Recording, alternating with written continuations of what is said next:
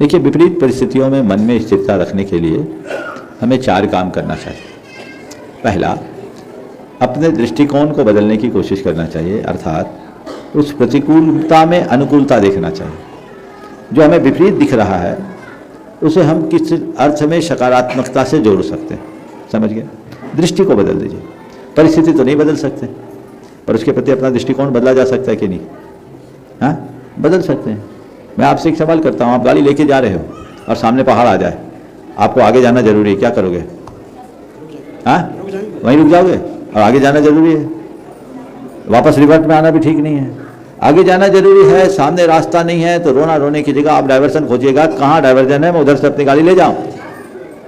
अपनी दृष्टि को बदलिए। परिस्थिति प्रतिकूल है और स्थिति में जीना मेरी मजबूरी है, तो आगे और क्या नई संभावना बनती है, मैं उस नए रास्ते को चुनूं, नए मार्ग पर चलूं, नई दृष्टि अपने अंदर जगाऊं, रास्ता प्रशस्त हो जाएगा। दृष्टिकोण को बदलिए, जीवन परिवर्तित होगा।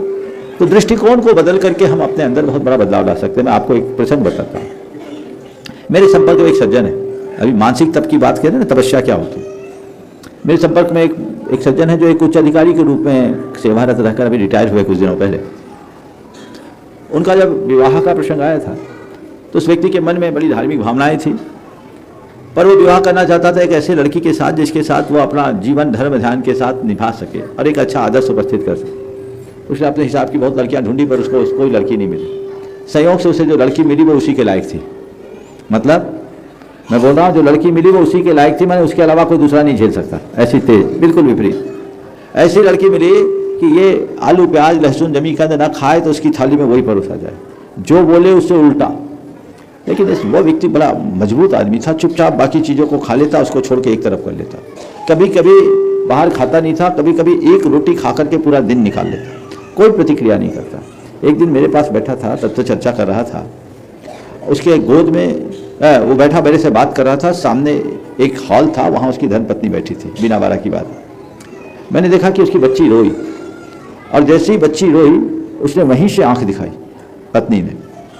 पत्नी ने आंख दिखाई और मेरी तत्व चर्चा छोड़ करके सीधे उसके पास गया, बच्ची को लिया और पत्नी ने ऐसी जली कटी सुनाई कि सुन करके मुझे भी एक पल को तरस आ गया। आवाज़ सीधे सीधे आ रही थी, ज़्यादा अंतर नहीं था, बस 25-30 फीट का अंतर था। जब आया, बैठा, वापस बातचीत शुरू की, बच्ची समेत आया। मैंने पूछा, भैया क्या कर रहे हो? बोले, महाराज मैं निर्जरा कर रहा हूँ, निर्जरा कर रहा हूँ। मेरी इच्छा थी कि आपकी तरह मैं मोक्ष मार्ग में निकलूँ। परिवार का दबाव और मेरे खुद की दुर्बलता, चरित मोहिनी कर्म का उदय, मैं अटक गया। पर मेरी परिणति मुझसे तपस्या कराना चाहती थी, तो महाराज मैंने अपनी पत्नी को कभी समस्या के रूप में नहीं देखा, मैंने उसे तपस्या के रूप में देखा। प्रतिकूलता को सहना ही तप है और मैं वो अपनाता। और आपको बताऊं, उसकी तपस्या रंग ले आई, वो निर्जरा कर लिया। उसके उस सद्व्यवहार से पत्नी का हृदय द्रवीभूत हुआ, उसका जीवन बदल गया। आज पत्नी उसके एक कदम आगे चल रही है और काम कर रही है। उसने अपना दृष्टिकोण बदला, तो स्थिरता आई। परिस्थिति नहीं बदलती, मनस्थिति बदली जा सकती है।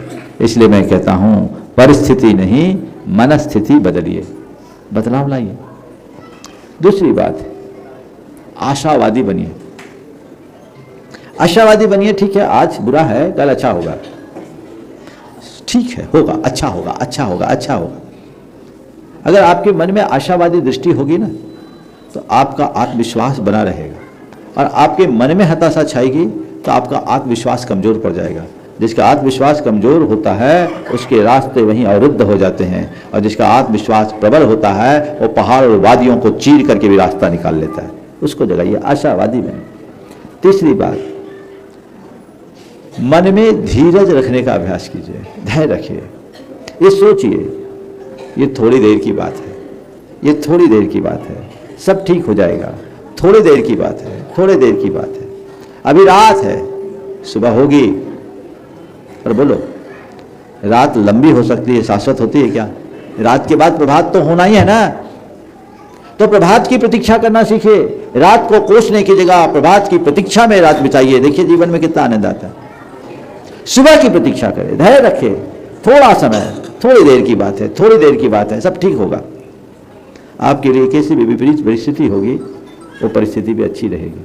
और चौथी, कर्म सिद्धांत पर विश्वास कीजिए। कर्म का उदय आज नहीं कल पलटेगा, चीज़ें ठीक हो जाएगी। ये चारों बातें अगर आपने आत्मसात कर ली तो मैं समझता हूँ चाहे कितनी भी कठिनाइयाँ हों और चाहे जैसी विपरीत परिस्थितियाँ हों, जीवन में स्थिरता बनी रहे। 8, अच्छा 8 प्रातिहार 8 ही क्यों होते हैं? देखो भैया 8 हैं तो 8 ही क्यों होते हैं? मैं आपसे पूछूं कि आपके कान 2 ही क्यों हैं, आंखें 2 ही क्यों हैं, तो क्या उत्तर होगा? बोलो बोलो तो भाई, है इसलिए है। 8 ही क्यों? 8 ही होते इसलिए 8 है। 7 होते तो सवाल ये भी करते कि 7 ही क्यों, 5 होते तो 5 ही क्यों, 9 है तो 9 ही क्यों, है ना। लेकिन अब पूछा है 8 ही क्यों होते तो जवाब भी मुझे देना होगा क्यों होते हैं, है ना। कर्म कितने हैं, काटना कितने को है, तो 8 को काटने के लिए 8 है, 8 में ठाठ है, समझ गए। तो 8 कर्म के नष्ट करने के प्रतीक स्वरूप 8 मान लो।